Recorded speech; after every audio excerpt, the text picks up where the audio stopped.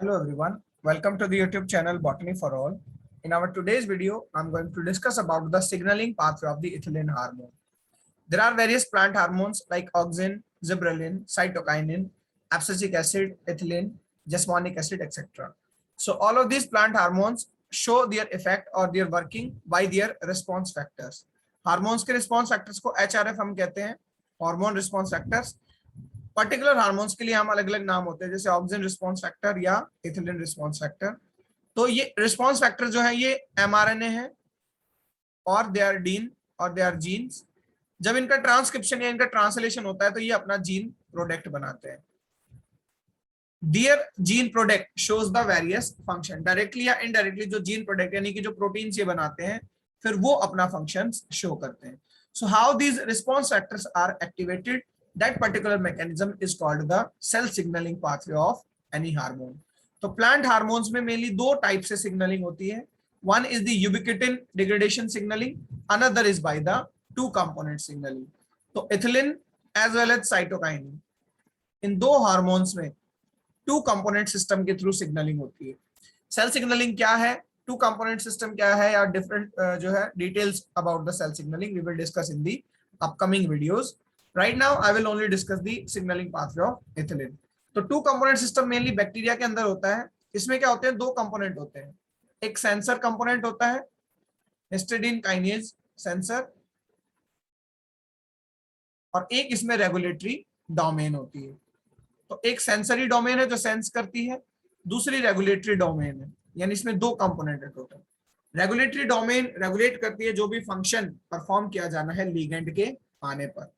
तो रिसेप्टर और ligand signalling में दो चीजें होती हैं। रिसेप्टर पर लिगेंड आता है, रिसेप्टर अपना इफेक्ट शो करता है और डिफरेंट रिस्पॉन्स फैक्टर्स को एक्टिवेट करके जो भी फंक्शन परफॉर्म करना है सेल के अंदर उस फंक्शन को परफॉर्म कराया जाता है। तो as I have told you earlier, केवल साइटोकाइनिन और इथिलीन के अलावा जो भी प्लांट हार्मोन है सब यूबिक्विटिन 26 डिग्रेडेशन पाथवे के थ्रू सिग्नलिंग करते हैं, जबकि साइटोकाइनिन और इथाइलिन जो है वो टू कंपोनेंट सिस्टम के थ्रू सिग्नलिंग करते हैं। तो यूबिक्विटिन के बारे में मैंने ऑक्सिन सिग्नलिंग में भी पढ़ाया हुआ है, वहां पर आप जरूर देख सकते हैं ऑक्सिन सिग्नलिंग को। From there we can understand the ubiquitin signalling. तो यहाँ बेसिकली अब बात करते हैं लीगेंड की। तो हार्मोन्स के लिए जब भी हार्मोन्स की सिग्नलिंग हम पढ़ते हैं तो लीगेंड हमेशा खुद हार्मोन होते हैं। तो इथाइलिन की सिग्नलिंग पाथवे में हार्मोन लीगेंड जो होंगे, यानी जो अपकमिंग मॉलिक्यूल है वो इथाइलिन होगा। रिसेप्टर जो होते हैं वो इंट्रासेलुलर रिसेप्टर है within a cell. Suppose this is the plasma membrane, this is the nucleus, from there the endoplasmic reticulum arises। तो जो रिसेप्टर होते हैं इथाइलिन के वो इंट्रासेलुलर है और एंडोप्लाज्मिक रेटिकुलम पर है। ठीक है, एंडोप्लाज्मिक रेटिकुलम में भी जो है उनका जो रिसीवर पार्ट है, यानी जो रिसीव करेगा इथाइलिन को, वो है ल्यूमन में, यानी एंडोप्लाज्मिक रेटिकुलम के ल्यूमन में। और बाकी बचा हुआ जो रिसेप्टर है वो साइटोसॉल यानी साइटोप्लाज्म की तरफ है। तो यहाँ पर रिसीविंग डोमेन यानी इथाइलिन जब बाइंड करेगा रिसेप्टर से तो वो ल्यूमन पार्ट से करेगा, जबकि बचा हुआ रिसेप्टर जो है वो कहां पर है, साइटोप्लाज्म साइड है। तो रिसेप्टर के बारे में कुछ खासियत हम पढ़ते हैं, उसके बाद हम सिग्नलिंग को स्टार्ट करेंगे। इथाइलिन का जो मोस्ट कॉमन रिसेप्टर होता है वो होता है ETR1, ethylene response 1। ET stands for ethylene, R stands for response. ETR1 के अलावा एक पूरी क्लास है, एक फैमिली है 5 मेंबर्स की, यानी रिसेप्टर और भी होते हैं 4। तो वो और 4 रिसेप्टर कौन कौन से हैं, ETR1, ETR2, ERS1 ethylene response sensor 1, ERS2 ethylene response sensor 2 and EIN4 ethylene insensitive 4। Generally ये जो रिसेप्टर्स के नाम हैं ये म्यूटेशन केस पर रखे जाते हैं, यानी कि जब इथाइलिन नहीं होगा तब क्या ये इफेक्ट शो करते हैं। जीन्स के नाम भी जनरली म्यूटेशन केस पर रखे जाते हैं, बहुत सारे जीन्स के नाम। तो right now I have conveyed about the 5 types of the receptor. Receptor की पूरी एक फैमिली होती है जिसमें 5 मेंबर है, which I have put in the box. Main जो रिसेप्टर है वो है ETR1 और लीगेंड जो है वो इथाइलिन है। पोजीशन मैंने बता दिया है, रिसीवर डोमेन एंडोप्लाज्मिक रेटिकुलम के ल्यूमन में होता है, बाकी बचा हुआ रिसेप्टर साइटोप्लाज्मिक साइड पर होता है। तो रिसेप्टर जो होते हैं ये मेम्ब्रेन बाउंड रिसेप्टर है, and which membrane, the endoplasmic reticulum membrane, उस पर बाइंडेड है रिसेप्टर्स। डायमेरिक है, 2 सब यूनिट होते हैं इसके इस तरह से, so they are dimeric. Multipass transmembrane protein है, क्योंकि ये प्रोटीन है और कैसे इंटीग्रल प्रोटीन है, ट्रांस मेम्ब्रेन जो मेम्ब्रेन से पास करते हैं, and they are multipass, several times ये पास करते हैं, जैसे कि GPCR होता है 7 टाइम्स, ऐसे ही जो ETR1 है जो रिसेप्टर है, और भी जो रिसेप्टर है सभी मल्टीपास रिसेप्टर हैं। एंड ऑफ कोर्स एक और इंपॉर्टेंट पॉइंट है कि जो इथाइलिन के रिसेप्टर होते हैं उनके पास copper containing ethylene binding domain होती है। तो यहाँ ल्यूमन साइड में मैंने बताया था रिसीविंग जो होती है ल्यूमन से होगी, यानी इथाइलिन यहाँ से आएगा ल्यूमन से। तो इथाइलिन को बाइंड करने के लिए कॉपर कंटेनिंग एक डोमेन है ल्यूमन साइड में, ठीक है, जहां से भी बाइंडिंग होती है। आप डायग्राम में इसको देख भी सकते हैं। So this is some information about the receptor कि रिसेप्टर किस तरह के हैं। सिग्नलिंग जो होती है वो 2 कंपोनेंट सिस्टम के थ्रू होती है। तो हम देखते हैं कि 2 कंपोनेंट सिस्टम क्या है और इथाइलिन कैसे वर्क करता है। उससे पहले इथाइलिन के बारे में एक स्पेशल बात है जो आप नोट भी कर सकते हैं कि इनके जो रिसेप्टर्स होते हैं वो लिगेंड आने पर इनएक्टिव होते हैं, यानी ये एक्सेप्शनल रिसेप्टर है। जनरली होता क्या है, कोई भी रिसेप्टर इनएक्टिवेटेड स्टेट में रहता है और जब भी उसका लिगेंड आता है तब वो एक्टिव होता है लिगेंड आने पर।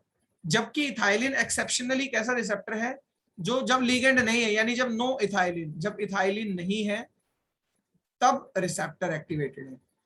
सो this is an exception. Ethylene के आ जाने पर रिसेप्टर इनएक्टिव होकर अपना काम शो करता है। तो वर्किंग तो रिस्पॉन्स फैक्टर्स की तभी काम करेगी जब इथाइलिन आएगा, लेकिन रिसेप्टर क्या होंगे, इनएक्टिव हो जाएंगे आने पर। सो this is an special case about the receptors of the ethylene. Now we will see that how the signaling proceed by the 2 component system. As I have told you earlier, 2 component system signaling bacteria में देखने को मिलती है, जहां एक histidine sensor kinase होता है, ये सेंसरी डोमेन है, और दूसरी डोमेन रेगुलेटरी डोमेन होती है। तो यहाँ जो है ये 2 कंपोनेंट सिस्टम के थ्रू सिग्नलिंग होना है। ये हिस्टिडाइन काइनेज डोमेन है, दिस वन। यहाँ एक और अमाइनो एसिड होता है एस्पार्टेट, और नीचे ये regulatory domain. And this is the ER lumen, यहां से बाइंडिंग होगी इथाइलिन की। Now we will see that how the signaling works. So there are 2 situations, one when the ethylene is not present and another when the ethylene is present. As I have told you earlier, the receptor is ETR1. तो lumen side में receiver part होता है, यानी यहाँ पे ethylene आएगा। क्योंकि अब इथाइलिन नहीं है तो किस तरह से सिग्नलिंग होती है वो हम देखेंगे। इथाइलिन ना होने पर रिसेप्टर जो होते हैं वो एक्टिव होते हैं।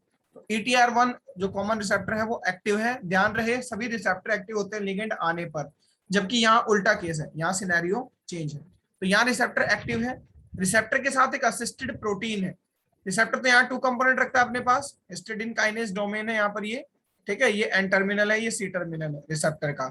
तो सी टर्मिनल जो है वो साइटोसोल की साइड है, साइटोप्लाज्म की साइड। तो जब तक इथिलीन नहीं है रिसेप्टर एक्टिव है, रिसेप्टर के साथ एक प्रोटीन असिस्टेड होता है एन टर्मिनल की तरफ से। उस प्रोटीन का नाम है CTR1, the constitutive triple response 1। तो जब तक रिसेप्टर है तब तक ये भी एक्टिव है।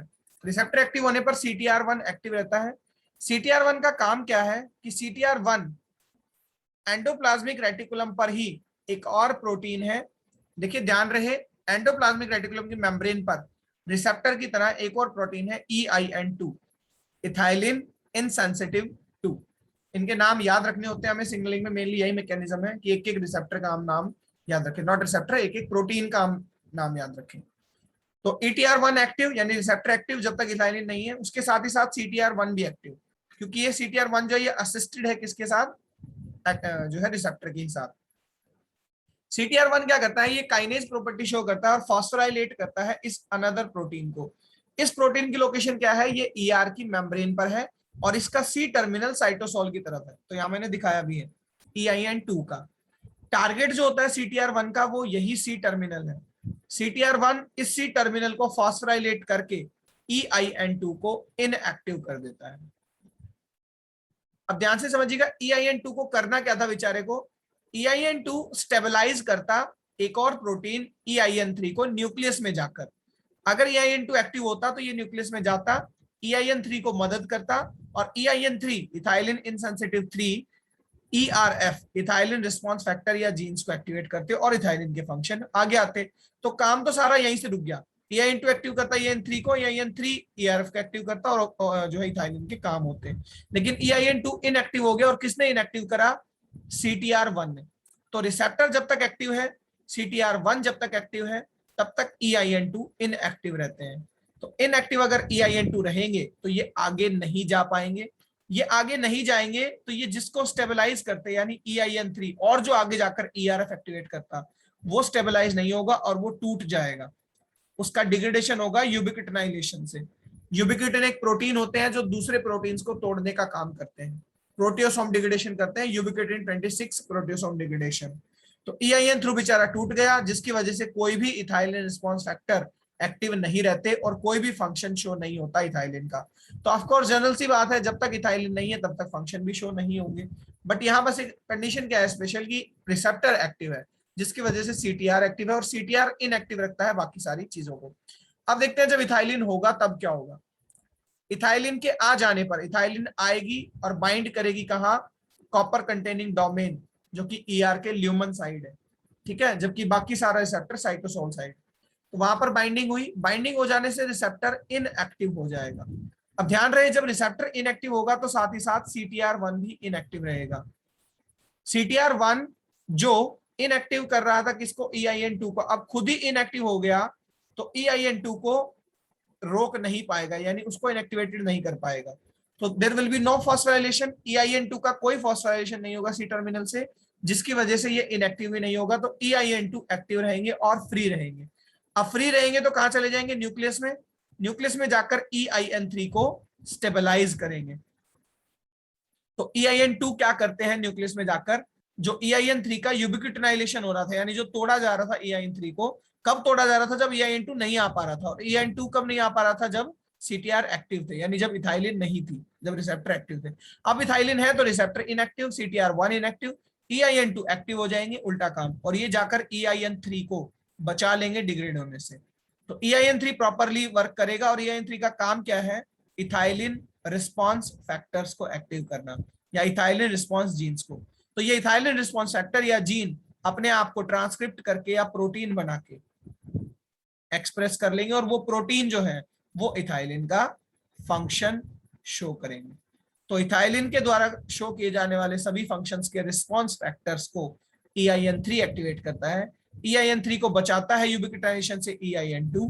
इन EIN2 तब एक्टिवेट रहता है जब CTR1 इनएक्टिव हो और जब रिसेप्टर इनएक्टिव हो। और रिसेप्टर कब इनएक्टिव होते हैं, इथाइलिन के आ जाने पर।